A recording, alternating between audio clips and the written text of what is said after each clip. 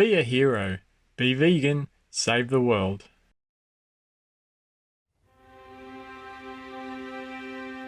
Our programs offer many languages. Please visit suprememastertv.com/schedule. So the idea of deep peace has been around for a long time, and all the religions and all the cultures also have this idea of deep peace. So I want to stress this. We're not going to get to this golden era. We're not going to make this conversion of our agriculture and our fossil fuel energy without abandoning this hostility which we've inherited generation after generation after generation. Please stay with us to find out more.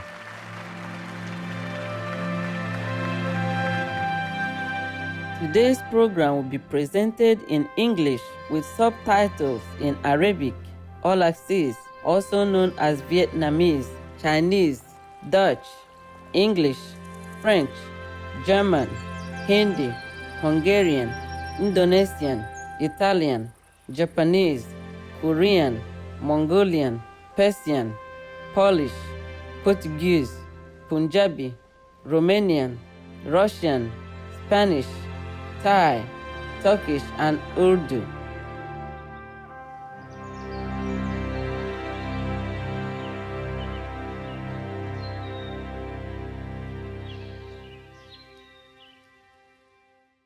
Marhaba means hello in Arabic, one of the official languages of Djibouti. I am Amandine. The charming people of Djibouti are inspired by your simple acts of kindness toward our fellow beings.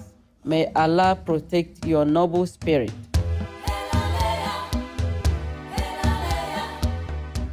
Djibouti is a small country in the northeastern horn of Africa, situated coastally on the Bab el Mandeb Strait. Djibouti offers an important port entry for ships as well as recreational enjoyment like scuba diving to appreciate its abundant underwater marine life. Djibouti's capital and largest city is Djibouti City, the site of an international deep water port that serves ships coming from the Indian Ocean and the Red Sea. The nation's port technology is considered state-of-the-art, with telecommunication services that are some of the best in sub-Saharan Africa. Djibouti City also serves as a railway connection to Addis Ababa, the capital of the neighboring Ethiopia. In Djibouti's landscape of rugged mountains and desert plains, an abundance of flora and fauna can be found. Among the animals are a wide variety of bird species and numerous types of monkeys, antelopes, and gazelles. Plants include a remarkable array of trees such as juju, fig, olive, and juniper. The Djiboutian people are renowned for their delicate multicolored textiles, which are made into sarong-like garments and other robes.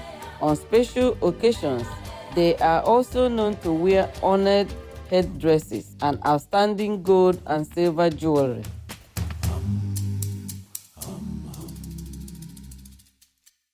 On November 8, 2009, a climate change conference was held in the U.S. capital of Washington, D.C. to bring attention to the quickest and most effective solution to global warming, the organic vegan diet, titled Humanity's Leap to the Golden Era, Washington, D.C.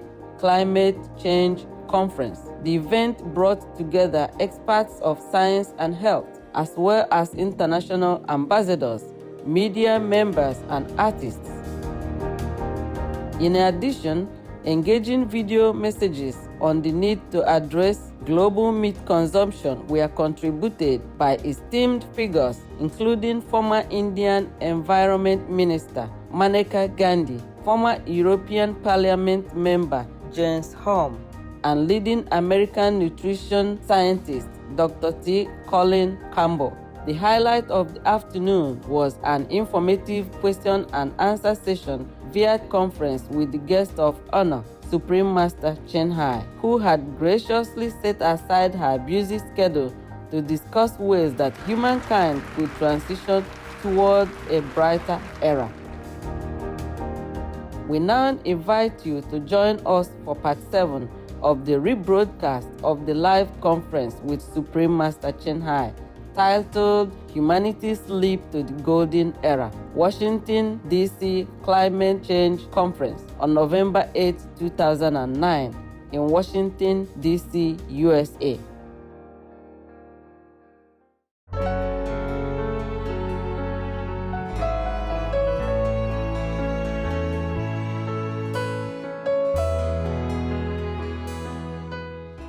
Our final speaker is Dr. Peter Carter from British Columbia, Canada. Dr. Carter has been a family physician for 30 years. He is also the founding director of the Canadian Association of Physicians for the Environment and a climate policy advisor for Canadians for Climate Action. He is also a vegan. Please welcome Dr. Peter Carter.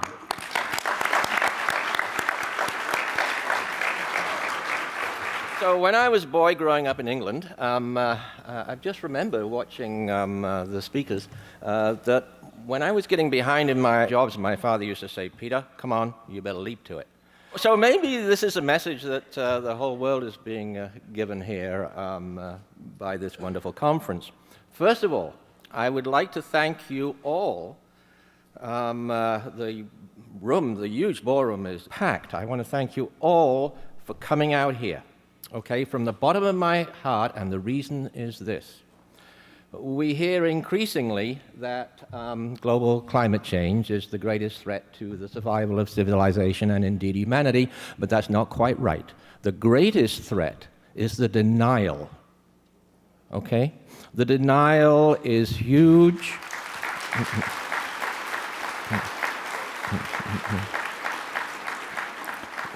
There are powerful forces behind it, still confusing and misleading people. So you people coming out and showing that you are breaking through the denial yourself and you're facing the reality of what we all face and our children is the best news there is and the best hope there is. So you can see what I'm interested in and what I want to share with you today, which is the zero carbon emergency response.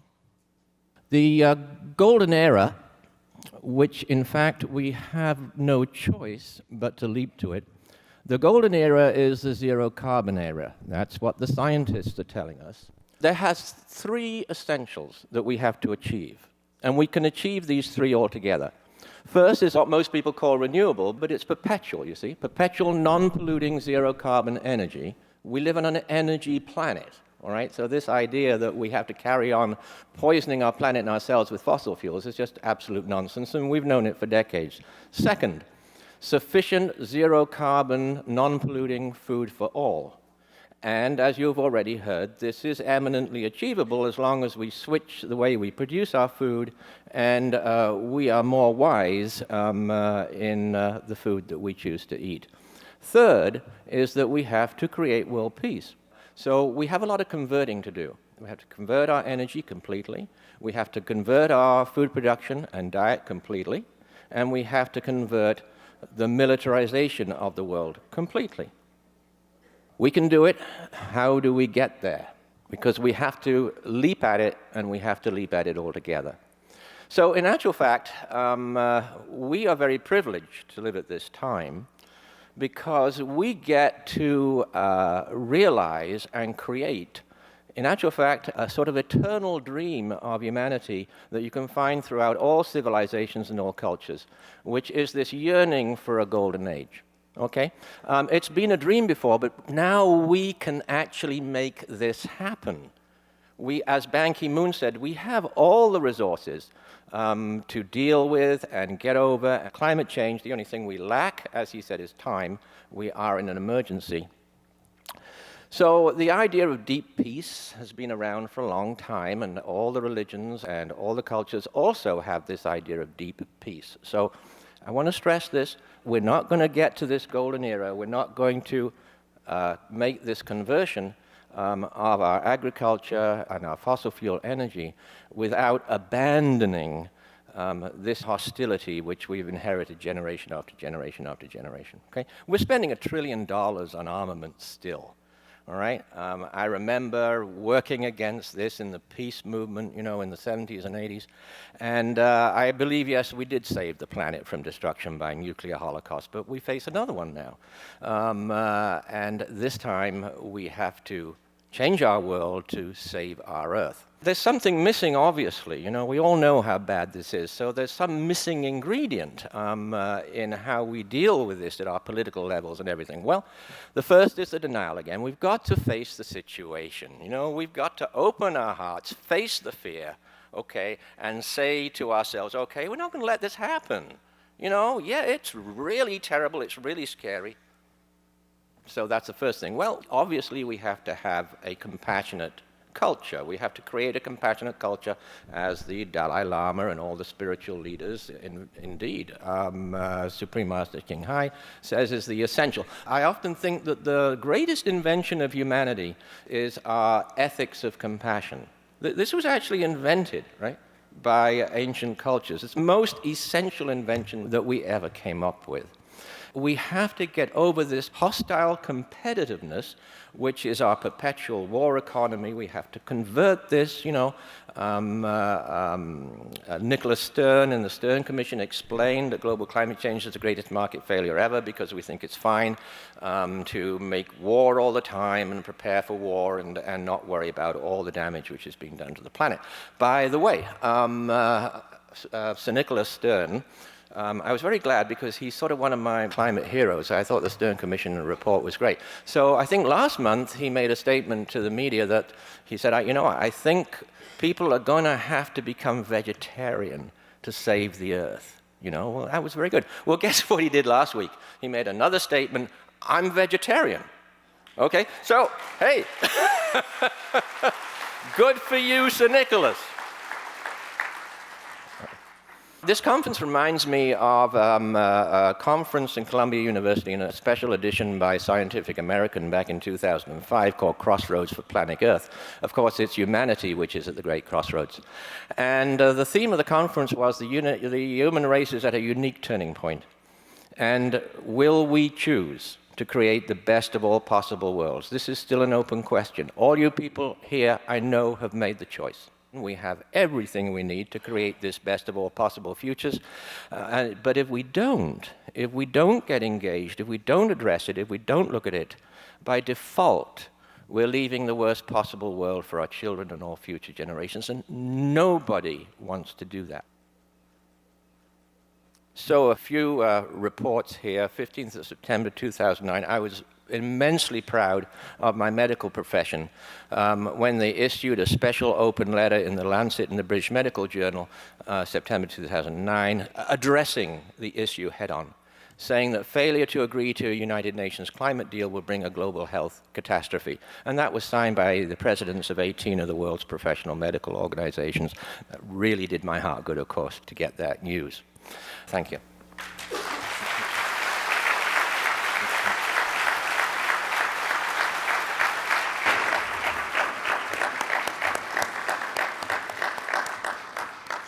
Thank you, Dr. Carter, for your sensitivity, your broad perspective, and for encouraging all of us to take immediate action. It looks like if we want to save our planet, we will have to change our lifestyle. An organic vegan diet would definitely resolve many of the problems our world is facing today. Yes, it's getting easier to be a vegan. More and more restaurants are offering vegan options. There are even chains of vegan restaurants being opened up around the world. So it's becoming easier to make the change. And speaking of being able to make changes, we are pleased to present two incredible contortionists from Mongolia.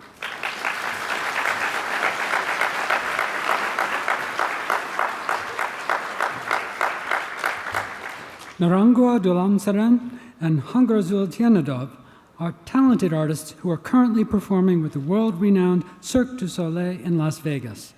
They have won several awards, including the gold medal at the 2006 International Circus Artist Competition in Latina, Italy. For our conference this afternoon, they have prepared a magnificent performance called Swan Dreams. Please give a warm round of applause to Narangwa and Hongazol.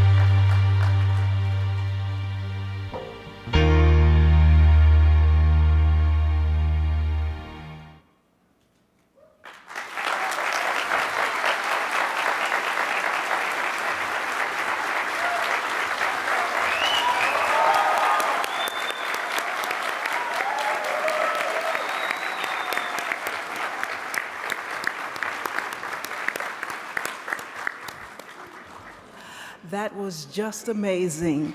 And they look just like swans. Let's give them another round of applause. These incredible young people from Mongolia.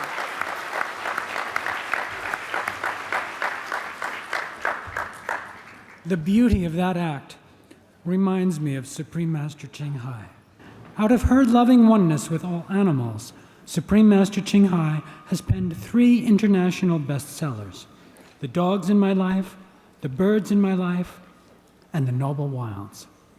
While she was writing The Noble Wilds, Master Ching Hai became acquainted with a family of wild swans and was able to communicate with them telepathically. She discovered that swans have noble qualities that exceed most humans. One day, the mother swan told Supreme Master Ching Hai, "We do not have to use verbal language. We communicate in silence. We do not need to talk about love, harmony, and peace. We live in them. In other words, swans simply exude unconditional love." Now, getting back to our topic of global warming, let's find out how some cities around the world are taking concrete steps to halt climate change. We will now hear from their leaders. Good afternoon. My name is Larry Falcon. I'm director of the City of Cincinnati's Office of Environmental Quality, and I'd like to send my greetings to Supreme Master Ching Hai and all of the participants in this conference. The City of Cincinnati has adopted a Green Cincinnati Plan, which is the city's climate protection action plan.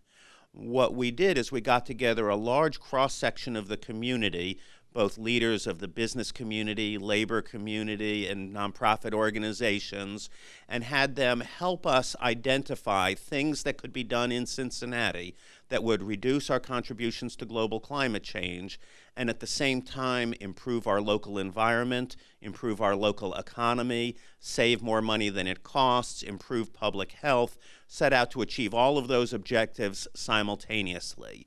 What we found, and we're very happy to find, is that most of the things that we would do to reduce climate change are things that we had good reason to do anyway, that did save more money than they cost, that did improve local public health, that did improve the local environment.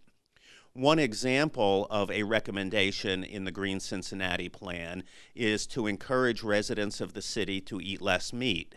And not only does eating less meat significantly reduce greenhouse gas emissions, it also helps people be healthier, helps people save money, does all of those objectives. So a lot of people making personal decisions to alter their lifestyles to reduce greenhouse gas emissions, including by changing their dietary choices. So I want to thank you all for giving me the opportunity to participate in the conference this afternoon and for sharing the experience of Cincinnati and our efforts to reduce climate change and help people move towards a diet that contains less animal products. Hello, I'm Ching Hai. My name is Daniel Clement. I'm the mayor of the city of Canton, Belgium. And already a couple of months ago, we declared Thursday as the Veggie Day. Because you know, perhaps all of you, that indeed the production of meat is responsible for 18% of the greenhouse emission. That means that we want to do something against it, and we declare Thursday a Veggie Day. But there is more. All our schools, we have a lot of schools in our city, are also eating vegetable meals on Thursday. And what's more, we're looking now out that all our receptions in our city will be veggie receptions. So I hope you have a very good meeting there, that we can do something against the all over the world emission of greenhouse gas. Thank you very much, and a lot.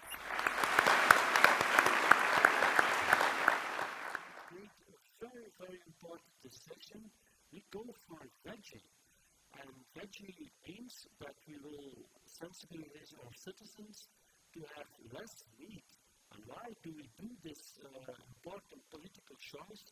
It's important for the health to eat less meat, but also for the environment. We know that the production of meat gives important environmental problems. So we have given our citizens a book, a little book. All 70,000 citizens have a book with recipes of veggie. We work with the schools, we work with our hospital, we work with organizations who have Thursday or Veggie Day. So for us, the political choice was important. That's given us the opportunity to do some actions about health and about meat and veggie. So, do veggie, go green, and save our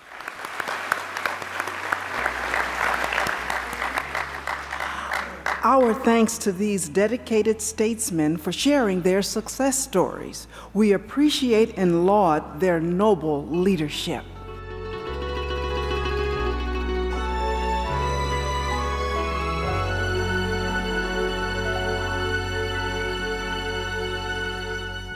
Hello, I'm Dr. Peter Carter. I'm from British Columbia in Canada, and I'm really happy to be here in Washington, D.C., in your wonderful capital, in this great, fabulous conference. The interesting thing is, you know, that when somebody has a heart attack, they change, okay? So we've got to learn to make the change, you know, before awful things happen to us, and this is what we have to do with the planet right now. It's a sort of leap in human consciousness, if you like, you know, to think ahead, to be caring and responsible in a good way for our health, the health of our community, and the health of the planet. It's all rolled into one thing. That's the really great thing about this. The best possible health for ourselves, the best possible health for our planet and the future for our children is all the same thing. There have been no other conferences on global climate change anywhere, apart from the odd academic conference, but no conference in which people are invited to come together and look at the issue and solve the problems than these Supreme Master International Organization conferences. See, they're the only one, okay? So this organization is really in the lead and is setting the example to follow, and I applaud them. All that we have to do is get involved, get engaged, learn about it, okay, and then learn about the things we can do. Pass on the good word, pass on the good news, right? That the change, the leap that we can make is the healthiest future and the healthiest us possible. Watch Supreme Master TV because, you know, I thought I was pretty good keeping up with the research, okay, but I'm really upset because often Supreme Master TV are ahead of me. It's quite amazing. Yeah. Global climate change has always been an issue that I've been worried about, but I never had very much information about it. And so it was great to be able to come here today. You know, I always knew that the meat industry had an impact on our climate, but I didn't realize, you know, for example, that 18% of greenhouse gases is a result of the meat that we eat. And so I'm really going to take that home with me.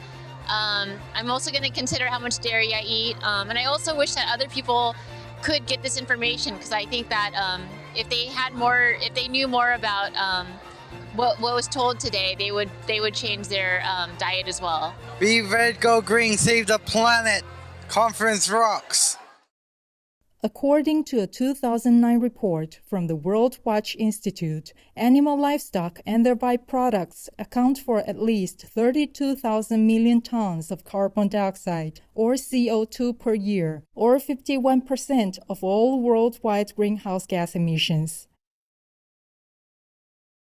All information concerning the scientific evidence of climate change and its solution is in Supreme Master Ching Hai's book, From Crisis to Peace.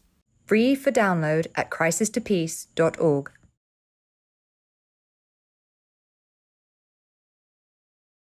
Esteemed viewers, we appreciate your presence today on Words of Wisdom. Please join us tomorrow for part 8 of this conference with Supreme Master Ching Hai.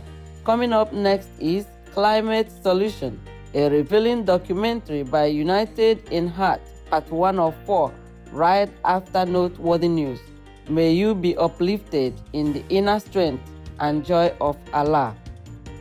Our programs offer many languages. Please visit suprememastertv.com/schedule and suprememastertv.com/WOW. Nos programmes offrent plusieurs langues. Veuillez visiter suprememastertv.com/schedule et suprememastertv.com/WOW. Nuestros programas ofrecen varios idiomas. Visiten suprememastertv.com/schedule y suprememastertv.com/WOW. برامجنا متوفرة بالعديد من اللغات. يرجى زيارة suprememastertv.com/schedule و suprememastertv.com/WOW. Be vegan, make peace.